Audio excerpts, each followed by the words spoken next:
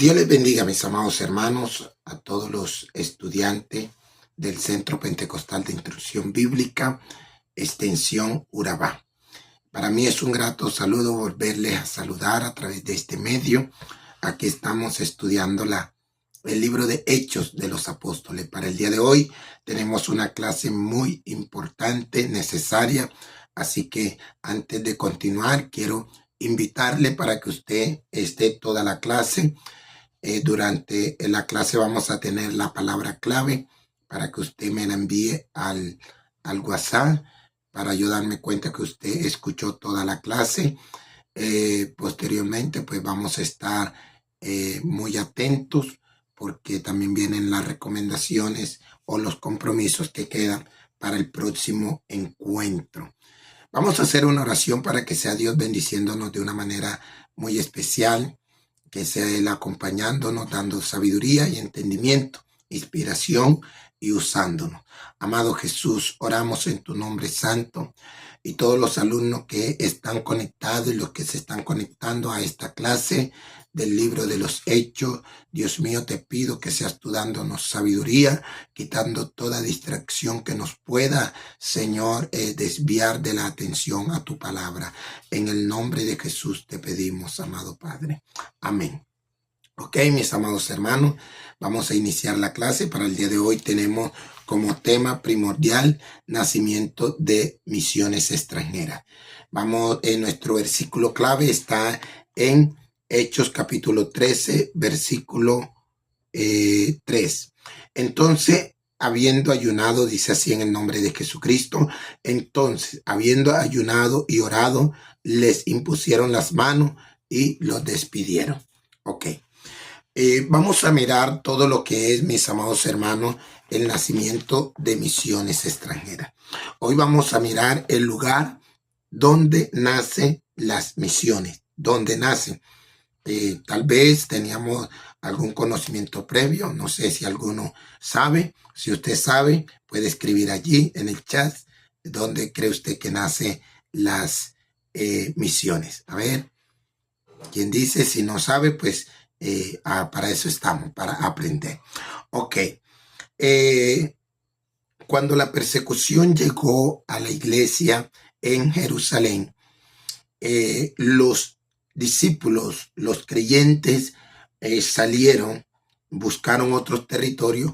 Muchos de ellos llegaron a Antioquía y recibieron asilo allí en Antioquía. Empezaron a predicar en las sinagogas el mensaje de Jesucristo y posteriormente a los gentiles. La iglesia en Antioquía, ese territorio, ese lugar, esa provincia, fue donde llamaron por primera vez a los seguidores de Jesucristo cristianos. Lo hacían en un término de burla, porque cristianos para ellos significaba pequeños cristos. Entonces, en son de burla decían, pequeños cristos, ahí van los pequeños cristos, cosa que para los cristianos era algo satisfactorio, de alegría, sufrir por causa del nombre de nuestro Señor Jesús. Así que en esta iglesia que empezó a formarse en Antioquía, la noticia llegó a Jerusalén de que en este lugar muchos creyentes habían aceptado al Señor. Y esto da pie para que algunos judíos o los judíos que estaban en Jerusalén, los hermanos que eran judíos, enviaran a Antioquía a alguien para que supervisara y examinara la obra y regresara nuevamente a Jerusalén trayendo quejas o lo que había visto, analizado de la nueva iglesia que estaba creciendo en Antioquía. Dentro de eso, escogieron a uno llamado Bernabé, un hombre que vimos en las clases pasadas, que era justo, lleno del Espíritu Santo, mucha sabiduría. Pero Bernabé analizó, vio que había muchos creyentes y vio la oportunidad de que esta iglesia nueva, creciente, naciente, estaba necesitando enseñanzas. Él, en lugar de regresar a Jerusalén con quejas, más bien pensó en ir a Tarso en busca de su hermano y amigo Saulo, quien habían tenido algunas charlas, conversaciones anteriormente, y Bernabé pensó en él, en que sería un instrumento útil para la obra en Antioquía. Entonces viene Saulo de Tarso, también ayuda a formar a los nuevos cristianos que están empezando su vida en los caminos del Señor en Antioquía. Es muy importante resaltar esto, porque a veces cuando vemos cristianos nuevos, ojalá veamos en ello una oportunidad para nosotros sembrarle la doctrina, el mensaje de salvación, el mensaje de vida, las instrucciones bíblicas, la doctrina apostólica, en vez de buscar en ellos defectos y críticas, que más bien lo que haría en la vida de ellos es un retroceso o unas críticas destructivas. Más bien, aprovechemos. A veces tenemos grupos, y muchos de ustedes, mis amados, que tienen grupos de amistad, grupos pequeños, cada 8 días están llegando gente nueva a esos lugares. Dios quiera que de nosotros solo salgan palabras de ánimo, doctrina de salvación, y no críticas, y no señalamiento, no juzgamiento, porque eso es lo que va a traer en la vida del nuevo oyente, es un desánimo espiritual. Entonces dice la palabra de Dios que el que gana almas es, ¿cómo? A ver, ¿alguien sabe? Vamos a esperar un momento. A ver, ¿alguien sabe cómo es el que gana alma? Es sabio. Perfecto. Es sabio. El que gana almas es sabio. Es algo muy gratificante cuando usted empieza a instruir a nuevos discípulos en los caminos del Señor. Son niños que van creciendo, se van formando, entonces le vamos enseñando. Esto fue la oportunidad que Bernabé vio en esta iglesia joven, que necesitaba de mucha enseñanza. Ok. La iglesia naciente y creciente en Antioquía tenía algunas cualificaciones, tenía unas características especiales que la hacía una iglesia respaldada por Dios. Era una iglesia benevolente. La iglesia en Antioquía envió ayuda de nuevo a Jerusalén, de donde viene el evangelio. Ellos envían ayuda por la crisis que están pasando los hermanos.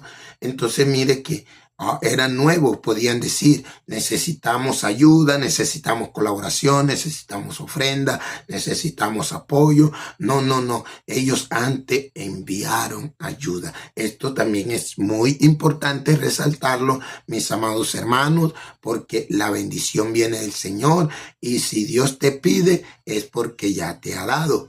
Y si te dio es porque te va a pedir para el apoyo a su obra y al crecimiento de la misma. La iglesia en Antioquía era una iglesia espiritual. Esta es la segunda característica. Los dones del Espíritu estaban en funcionamiento en Antioquía. Dios pudo hablar con ellos mediante la profecía. Eso está en Hechos 11:28, Hechos 13:2. Era una iglesia que ayunaba y oraba, y por eso Dios fue capaz de hablar con ellos. Excelente. Qué bonita enseñanza nos deja la iglesia en Antioquía. Ok. La iglesia en Antioquía fue una iglesia misionera. Fue aquí en Antioquía donde el movimiento misionero extranjero nació. Ahora sí, ¿dónde nacieron las misiones? Las misiones nacieron en la iglesia de Antioquía. Sin duda alguna, esto es una idea divina, porque es Dios que dijo que predicaran el evangelio por todo el mundo. Pero como era una iglesia que mantenía constantemente en oración, en búsqueda, en ruego, en súplica, Dios hablaba con ellos y les puso el sentir de que ellos necesitaban apoyar la obra misionera. Ok, qué bueno es el Señor Jesucristo. Esto demostró que la iglesia sentía una gran responsabilidad por las almas y una visión por el campo de la cosecha. Podemos decir que la iglesia que ora y ayuna en el tiempo actual es una iglesia que siempre va a tener cargo por las misiones. Va a ser una iglesia que se queja poco y trabaja mucho. Va a ser una iglesia que ayuda, que apoya, que respalda, que evangeliza. Una iglesia que va a ir más allá de los límites, porque siempre están en oración y ayuno, en constante comunión con el Señor Jesucristo. Ok, vamos a continuar en esta lección que tenemos. Amén. El movimiento misionero nació en la oración. A medida que la iglesia creciente de Antioquía se metía en oración, fue allí donde nació el movimiento misionero. Solo cuando la iglesia está de rodillas es donde Dios trae grandes visiones a la iglesia, trae grandes potenciales y poderosos líderes se forman cuando la iglesia está en oración y ayuno. Alguien diga amén, alguien escriba allí en el chat amén. A ver quién dice amén a esta palabra. Yo la creo, yo estoy seguro que es así cuando la iglesia está en oración.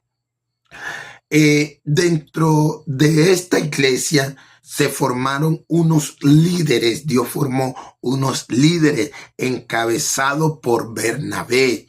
Estaba Simón, Lucas, Manaén y Saulo. Ahí vemos a Saulo de Tarso en lo último de la lista y vemos a Bernabé encabezando la lista.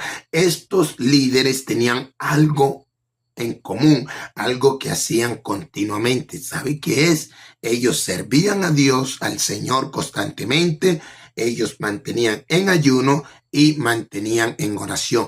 Esto despertó en ellos una visión grande, un deseo y una pasión por los perdidos. Sin duda alguna, el movimiento misionero nunca habría nacido en Antioquía si la iglesia no hubiera estado haciendo estas tres cosas: sirviendo al Señor, sirviendo al Señor en ayuno y oración. Son los tres pilares fundamentales que alguien debe hacer si quiere ser usado por el Señor Jesucristo. Así que, mis amados hermanos, compañeros y todos los alumnos que se conectan a esta clase, son cosas importantes que usted debe practicar en su vida: servir al Señor, mantener en oración y ayuno. Ok.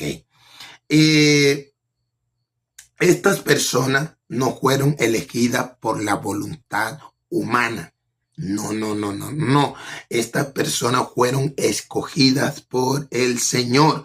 Amén. Dios siempre ha llamado a hombres específicos para tareas específicas.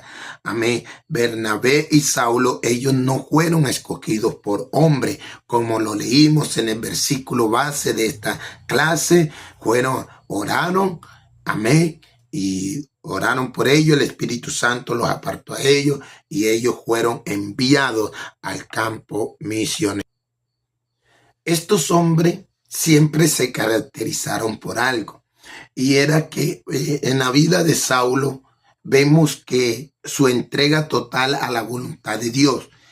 Parecía ser que el lema del apóstol Pablo era: en cuanto a mí, pronto estoy, según dice Romanos 1:15. Era un hombre dispuesto a la obra del Señor, un hombre entregado, apasionado, sirviendo en la obra del Señor. Decir, estaban 100% dispuestos a servirle al Todopoderoso. El orden de la iglesia para enviar o los misioneros enviados por la iglesia en el orden de Dios se puede ver aquí. Primero, ellos fueron llamados por Dios. Segundo, su llamado fue reconocido por la iglesia. Tercero, el ayuno y la oración debe estar en evidencia. Escuche bien, fueron enviados por el Señor en su tiempo y para los lugares que a Él había escogido. Ellos fueron enviados por la iglesia. 5 puntos que debemos de tener siempre en cuenta, aprendido aquí en el libro de los Hechos. Abro paréntesis. Cuando en la actualidad encontramos jóvenes siervos, obreros que se desesperan porque no han salido al campo misionero o al evangelismo o al pastorado en algunos casos, y se desesperan, empiezan a juzgar a sus líderes que no lo tienen en cuenta, que no lo usan, que tienen talento y lo están dejando quieto. Entonces empieza unas quejas en lugar de agradecimiento. Déjame decirte algo. El llamado que una persona tiene no es cuando tú digas, no es cuando el hombre diga, es cuando Dios lo ordene. Y cuando Dios lo ordene, no hay ser humano que se interponga en ese llamado. Es el tiempo de Dios. Te lo digo porque Dios me permitió vivir esa experiencia. Yo tenía 18 años cuando salí del colegio. Mi visión, mi llamado sentí en mi corazón de ser un pastor, un predicador de la palabra del Señor. Amén. Pero pasaron 12 años para yo poder salir al ministerio, a la obra del ministerio. En esos 12 años vi llegar jóvenes, bautizarse, algunos casarse, otros salir a la obra del ministerio. Y yo esperando, yo decía, Señor, ¿cuándo? Yo estoy dispuesto, yo quiero. Pero era Dios moldeando mi carácter, era Dios moldeando mi vida. Y muchos me decían, bueno, si tienes talento en la predicación, ¿por qué no te envían? ¿Por qué no te envían a la obra misionera o al campo del ministerio del pastorado? Pero yo estaba esperando en el Señor porque necesitaba que fuera el tiempo de Dios. Entonces, el llamado de Dios puede hacerse a temprana edad, pero ser enviado puede durar. Porque en ese del llamamiento al ser enviado, Dios te va a capacitar, Dios te va a moldear, te va a quebrar muchas veces para moldear tu carácter, hacerte conforme a la voluntad de Él. 12 años después salí a la obra del ministerio, pues pensé que iba a salir en una iglesia reconocida, pues 12 años sirviendo en una iglesia, como en muchos liderazgo y apoyando como predicador laico, abriendo obras, pero esperando. Cuando salí, yo dije, bueno, voy a salir a una obra grande, reconocida. Y no fue así. Dios me envió a un campo misionero de comunidad indígena, en donde pocos querían ir o nadie quería ir a ese campo misionero debido a que son culturas diferentes, costumbres diferentes, idioma diferente que no le van a entender muchos términos que nosotros usamos. Hay que ser cuidadoso al hablar porque no te van a entender al 100% el castellano. Entonces ahí me envió Dios. Allí me envió Dios, donde decía, no podemos enviar a alguien porque no hay cómo sustentarlo. Allí me sustentó el Señor por 5 años. Ahí vi la gloria de Dios. Ahí vi que mi llamado no era de hombre, sino de Dios. Entonces, esperar en el Señor es muy hermoso. A veces suele parecer difícil, pero es Dios, mi estimado joven, jovencito, jovencita que me escucha, espera en Dios porque el tiempo de Dios es perfecto. El tiempo de Dios es perfecto. Entonces, mis amados hermanos, ahorita cierro paréntesis, ahora vamos a entrar a un punto muy importante, y es que ahora está Pablo y Bernabé listo para emprender el viaje misionero. Entonces, en este mapa que ustedes ven aquí, vamos a especificar todo el recorrido que hace Bernabé con el apóstol Pablo y Marcos, quien se regresó del camino. Entonces tenemos aquí, Antioquía fue el punto de partida para el primer, segundo y tercer viaje misionero de Pablo. ¿Por qué fue Antioquía? Recuerda que ahí fue que nació la visión, la obra misionera. Después de que Dios había hablado a la iglesia, Bernabé y Saulo hicieron el primer viaje misionero, decidieron llevar con ellos a Juan Marcos, que no se quedó con ellos mucho tiempo. Eso está en Hechos 13:13. Hay que señalar que todo comenzó con Bernabé y Saulo, pero no pasó mucho tiempo hasta se convirtieran en Pablo y Bernabé. En otras palabras, Pablo pronto se convirtió en el líder reconocido. Ok, entonces vamos a estudiar los puntos de donde nace y vamos a hacer el recorrido. Los invito a hacer el recorrido del primer viaje misionero de Pablo. Primero salieron de Antioquía y se fueron por el río Orontes a la ciudad portuaria de Seleucia. Ahí estás viendo. Zarparon desde Seleucia, cruzaron por encima del brazo del mar Mediterráneo hacia la isla de Chipre. Ahí nota la isla. Esta isla tiene 140 millas de largo y 50 millas de ancho. Se encuentra a 70 millas al oeste de Siria y era en ese momento densamente poblada. Fue la primera casa de Bernabé. La primera parada fue en la costa este, en un lugar llamado Salamina, donde encontraron una sinagoga judía. Cruzando Chipre de este a oeste, predicando a su paso, llegaron a Pafos, la capital de la isla. El procónsul residía allí. En esta ciudad se encontraba un santuario de Venus a quien la gente adoraba. Fue aquí donde un hechicero, un falso profeta judío llamado Barjesús, trató de apartar de la fe al procónsul de la isla y Pablo le dejó ciego. Dejando Chipre, navegaron hacia el noroeste y llegaron a la provincia de Panfilia, sin pasar por la ciudad portuaria de Atalía. Arribaron a Perge, a 7 kilómetros y medio del mar. Esta ciudad estaba habitada por griegos que adoraban a Diana. Fue aquí donde Juan Marcos se regresó. Ahí podemos mirar.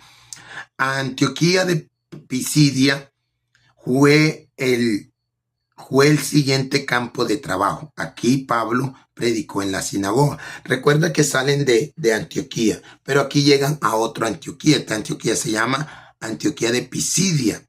Fue el siguiente campo de trabajo, de misiones. Aquí Pablo predicó en la sinagoga. Una iglesia fue establecida, pero los hermanos fueron expulsados por la persecución de los judíos. 70 millas al este de Antioquía había una gran ciudad, Iconio, donde Pablo predicó en la sinagoga. Muchos creyeron, pero de nuevo los apóstoles tuvieron que huir de la persecución.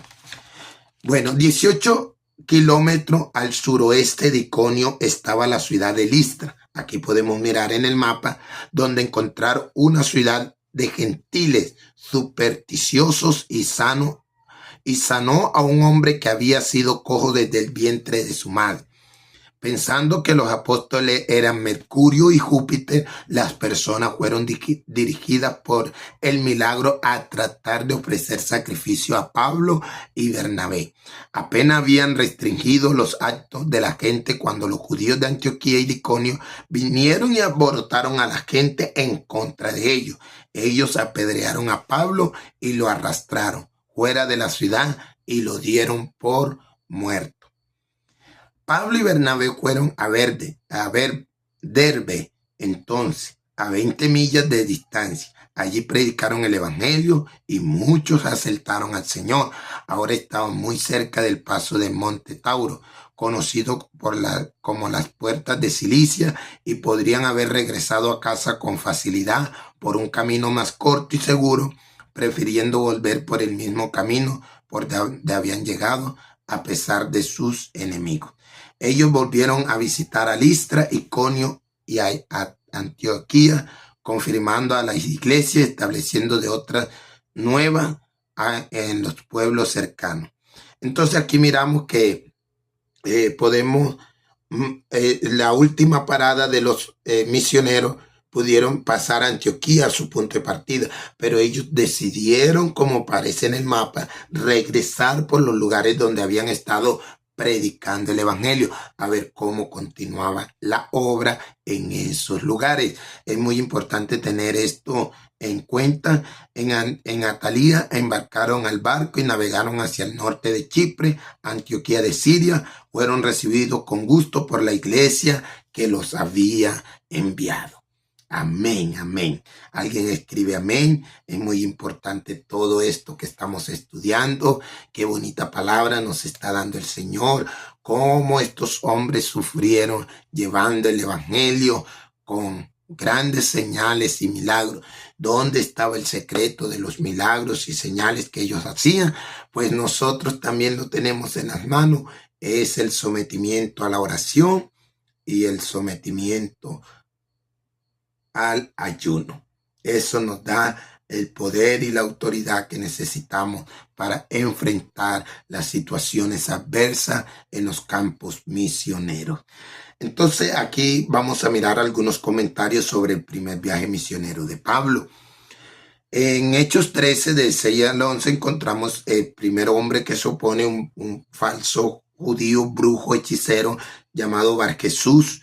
Es un tipo de la nación judía apóstata y tratando de alejar a los demás de Cristo. Este hombre, pero Pablo con gran autoridad en el nombre de Jesús, lo dejó ciego por interrumpir y pervertir, por tratar de que la palabra no sea predicada con libertad. En Hechos 13:13, Juan Marcos, el joven, el que había sido llevado con ellos, se regresa debido a las circunstancias pues que estaban pasando, situaciones. Entonces él regresa, cosa que no agradó mucho al apóstol Pablo. Entonces él regresa y Bernabé continúa su viaje con el apóstol Pablo. Hay algo muy importante y abro paréntesis porque aquí nos deja una enseñanza maravillosa este pasaje bíblico. Muchas veces nosotros juzgamos a las personas y por el primer error que cometen y lo desechamos, lo echamos a un lado. Pero hay unos que aprovechan oportunidades que se le dan, como lo fue Juan Marcos. Este joven Bernabé le da una oportunidad que fue el motivo de que Saulo y el apóstol Saulo y Bernabé no continuaran el segundo viaje juntos, porque Bernabé quiso darle una oportunidad, mientras que Saulo dijo que no merecía esa oportunidad porque se había regresado. Pero más adelante encontramos al apóstol Pablo reconociendo y le escribe a su hijo en la fe, Timoteo, trae contigo a Marco porque me es útil para el ministerio. Parece en sí que Juan Marco había aprovechado esta oportunidad y se había metido con Dios. Hay personas que han fallado, después de una segunda oportunidad vuelven a ser mejores que primero. Así que no podemos juzgar a alguien porque cayó o falló. Antes, si podemos ayudarle para que no vuelva a caer en lo mismo y levantarse, puede ser un gran hombre de Dios. Claro está, después que reconozca su falla, su error y esté dispuesto a no seguir en lo mismo, se puede dar esa oportunidad. Eso aprendemos de aquí. Cierro paréntesis. Ok, entonces aquí tenemos lo que fue el primer viaje misionero del apóstol Pablo. En este mismo orden de idea, en consecuencia a lo que hemos visto, surge algo y son disensiones en la iglesia. La noticia corre. Imagínense, no había en ese tiempo redes sociales, pero llegaron la noticia de las maravillas que el Señor estaba haciendo en todos estos pueblos gentiles. Los hermanos judíos que estaban en Jerusalén sintieron preocupación de cómo llamamos a esos gentiles que son de la iglesia del Señor si no se han circuncidado.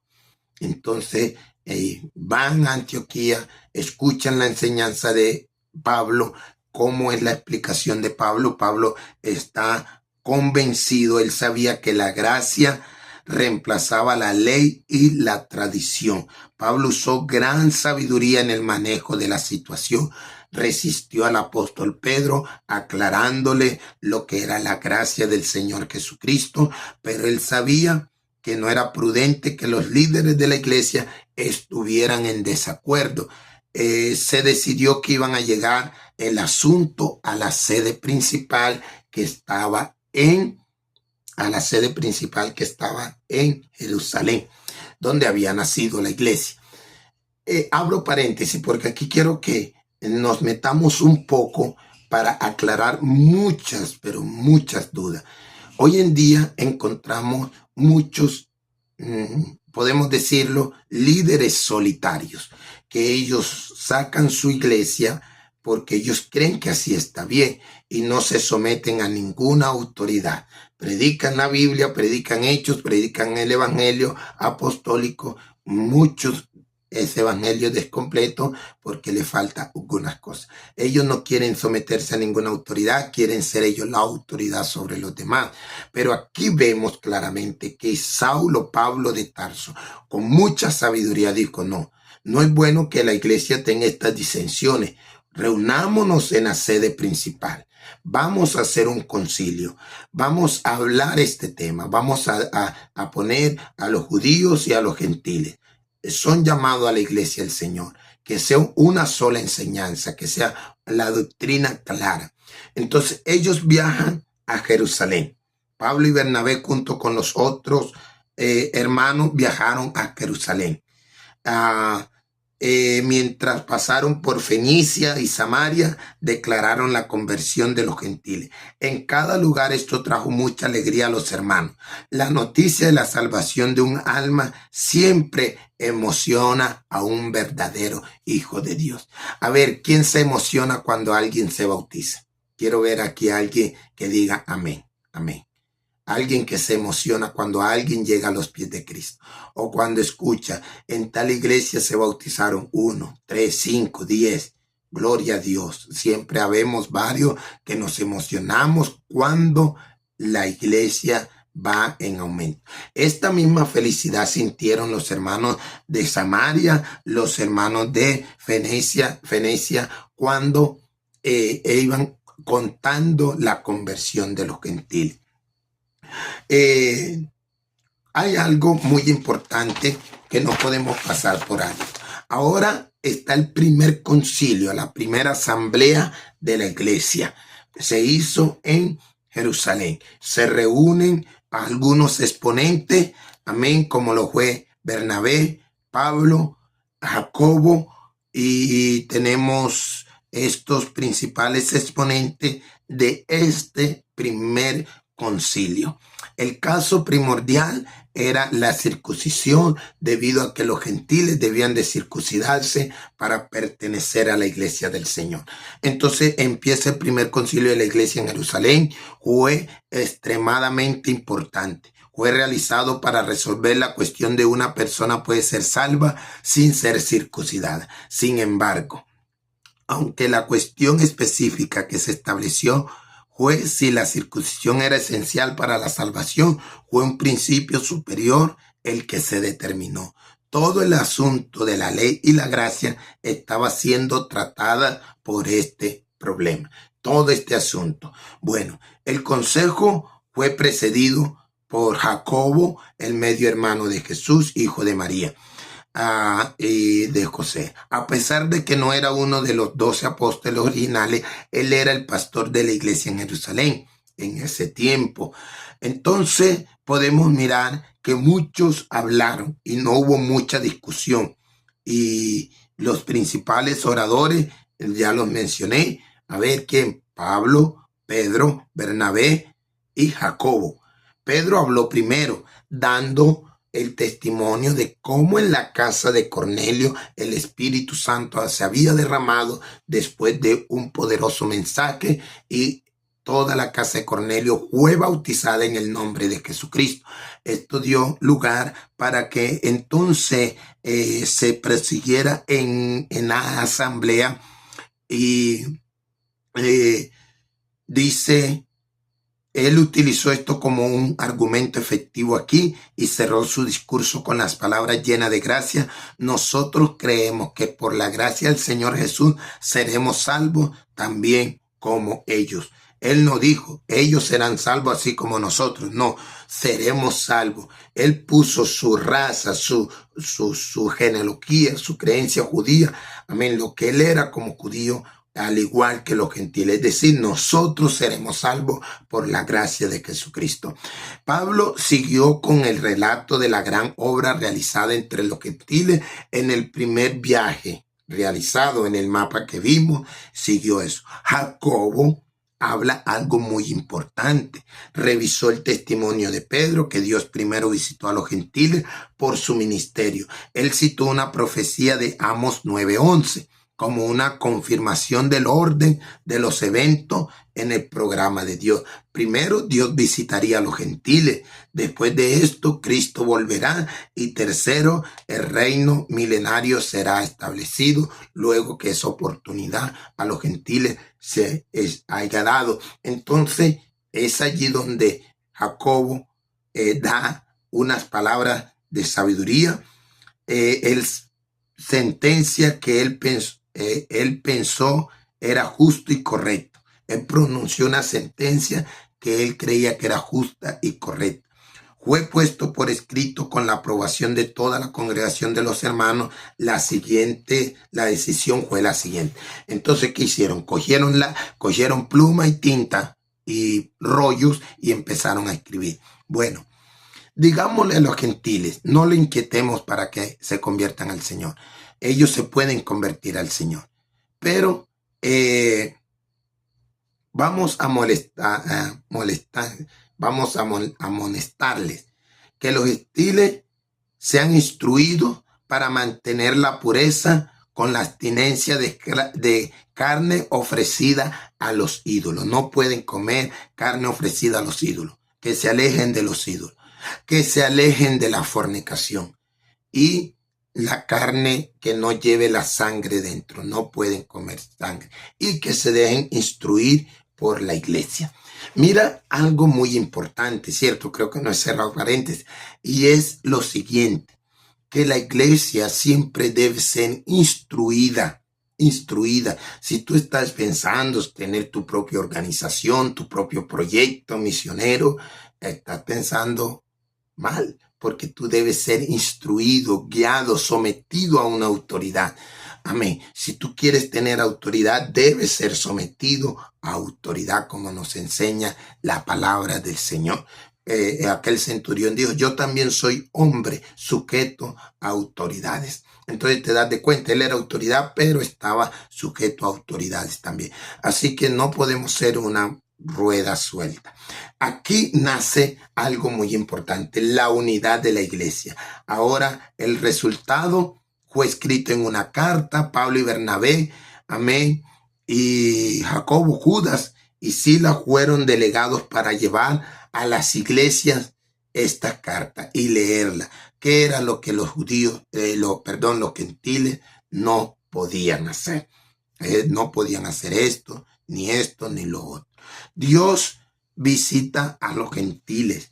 Es algo muy importante que dice Simón ha contado cómo Dios visitó por primera vez a los gentiles para tomar de ellos pueblo para su nombre. Y yo puedo decir en esta clase, gloria a Dios por eso, porque yo soy gentil también. No pertenezco al linaje judío, pero ahora por la gracia de Dios soy salvo, porque Dios me ha transformado, me ha llamado.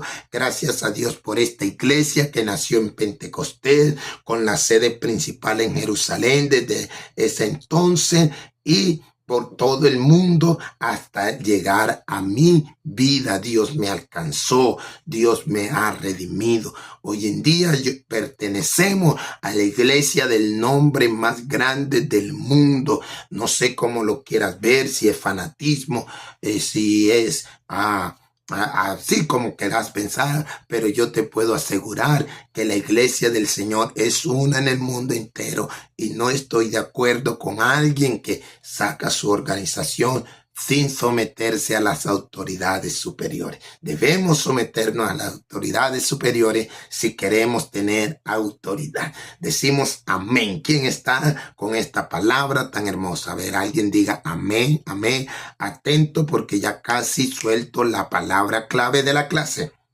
Ya casi suelto la palabra clave. A ver.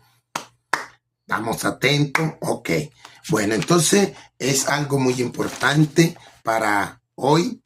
La palabra clave es misiones. Misiones es la palabra clave de la clase de hoy. Visto todo este recorrido de la clase de misiones extranjeras, cómo nació y cómo debe ser, le invito a los hermanos que hagamos nuestra obra misionera. Tengamos nuestro grupo de amistad, trabajemos para el Señor Jesucristo, porque eso nos ayudaría bastante en nuestro crecimiento espiritual. Seguimos en esta clase y es con el segundo viaje misionero de Pablo. Rápidamente vamos a mirar lo que luego del primer viaje misionero de Pablo que continuó.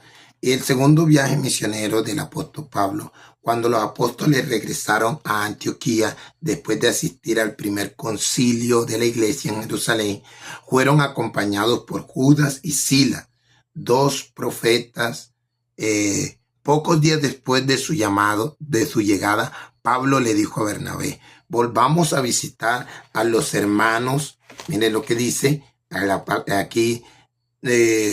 Volvamos a visitar a los hermanos en todas las ciudades en que hemos anunciado la palabra del Señor, ¿cierto? Dice, debido a la gran controversia sobre Juan Marco, porque Bernabé quería llevarlo, pero Saulo, el apóstol Pablo, no lo quería llevar. Entonces, Pablo escogió a Silas como su compañero y más tarde se unió Timoteo y Lucas. Pero Bernabé cogió a su sobrino Juan Marco y viajó a Chipre, donde vimos el mapa. Ahorita vamos a ver el mapa misionero para que usted lo detalle mientras voy hablando de los lugares que visitó el apóstol Pablo en su segundo viaje misionero. Cabe resaltar que aquí está registrado, es la obra misionera del apóstol Pablo, ¿cierto? Qué bonito es la palabra del Señor. Y yo me pongo a analizar todo esto y veo que las maravillas que Bernabé también pudo haber hecho en su viaje misionero tuvo que ser espectacular también porque eran hombres usados por el poder del Espíritu Santo. Pero está registrado aquí que con esto nos bastaría para nosotros estar enamorado de las misiones, enamorado de las misiones. Entonces vemos, vamos a trazar aquí brevemente, vamos a esperar el mapa, que el equipo lo ponga. Eso es, bueno, aquí está el mapa. Comenzando en Antioquía, Pablo y Silas viajaron a través de Siria, visitando las iglesias, Hechos 15:41. Luego viajaron a la provincia de Cilicia, la tierra de nacimiento de Pablo. Volvieron a visitar a Derbe, Hechos 16:1. En Listra, donde Pablo había sido apedreado, fundó una iglesia y fue acompañado por su hijo en el Evangelio Timoteo, Hechos 16, del 1 al 4. Ellos visitaron las iglesias en Iconio y Antioquía y luego se fueron hacia el norte de Galacia. En su viaje querían ir hacia el oeste y predicar en Asia, pero el Espíritu Santo se los prohibió. Hechos 16, versículo 6. Luego querían ir al norte y predicar en Bitinia, pero el Espíritu no se lo permitió. Hechos 16:7. No había más remedio que seguir en la misma dirección noroeste hasta llegar al final del camino, que era Troas, la antigua ciudad de Troya. En Troas, Pablo fundó una iglesia y fue acompañado por Lucas, el autor de los Hechos de los Apóstoles. Fue en Troas donde Pablo tuvo una visión de un hombre de Macedonia diciendo: pasa a Macedonia y ayúdame. Inmediatamente Pablo y sus compañeros fueron a Macedonia. Esto fue la primera vez que el evangelio fue predicado en Europa. Nótese bien, Note el mapa aquí cómo nos va guiando. Quiso ir a Asia, pero el Espíritu Santo no se lo permitió. Entonces tiene esta visión de este hombre macedonio que dijo, pasa Macedonio y ayudan. En Filipos, la primera convertida, en Filipos, la primera convertida en Europa, porque Filipo hace parte de Europa, Lidia se llamaba la hermana, fue bautizada. Aquí Pablo y Silas fueron milagrosamente liberados de la cárcel después de haber sido azotados y encarcelados. Al no encontrar sinagoga ni población judía en Anfípolis, Pablo viajó hacia el oeste después de pasar solo un día. A 40 millas de Tesalónica había una gran población judía y una sinagoga en la que Pablo predicó 3 sábados. Más tarde escribió 2 epístolas a la iglesia que fundó aquí. Los judíos, 2 epístolas a la iglesia que fundó aquí, es decir, Tesalónica. Los judíos instigaron un tumulto y obligaron a los hermanos a huir de noche. En Berea, Pablo encontró un pueblo hambriento de la verdad. En Berea, muchos de ellos creyeron el mensaje del evangelio. Los hebreos han aportado un nombre para los estudiantes sinceros de la Biblia en todas partes. Los judíos incrédulos de Tesalónica se enteraron de esto y fueron a Berea para movilizar a la gente en contra de los apóstoles. Los hermanos enviaron a Pablo a Atenas, pero Silas y Timoteo se quedaron en Berea por un tiempo. Atenas fue una de las famosas ciudades del antiguo mundo. Fue aquí donde Pablo predicó en el Areópago. No parece que una iglesia fuese fundada en ese momento, a pesar de que algunos creyeron.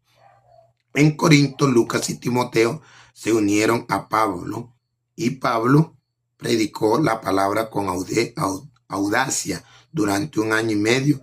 Mientras estuvo aquí, trabajó en su oficio de hacedor de tiendas. Se encontró con Aquila y su esposa Priscila, que también eran fabricantes de tiendas.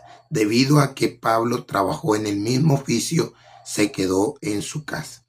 En Cencrea, Pablo se embarcó para su viaje de regreso. Después de cruzar el mar Egeo, un viaje de 250 millas, llegaron a Éfeso. Pablo se quedó poco tiempo y luego se embarcó rumbo a casa. Aquila y Priscila habían acompañado a Pablo desde Corinto. Para terminar, dice, pero permanecieron en Éfeso mientras que los apóstoles fueron a casa. Pablo llegó a Cesarea después de haber navegado alrededor de 600 millas. Pablo entonces se fue a Jerusalén y luego a Antioquía. Entonces aquí tenemos el segundo mapa del viaje misionero de Pablo. Cabe resaltar que el último viaje misionero de Pablo, que es el tercer viaje, es el último viaje que él tiene hacia Roma. Entonces, fue un placer haber compartido esta clase con ustedes. Dios nos ha hablado de una manera muy especial. Esperamos que usted comente, hable y me mande la palabra clave ya antes dicha al interno de WhatsApp. Y luego evaluamos la clase por el mismo grupo de WhatsApp y también respondemos algunas preguntas que van a estar allí. Espero que le haya gustado. La paz de Cristo con cada uno de ustedes.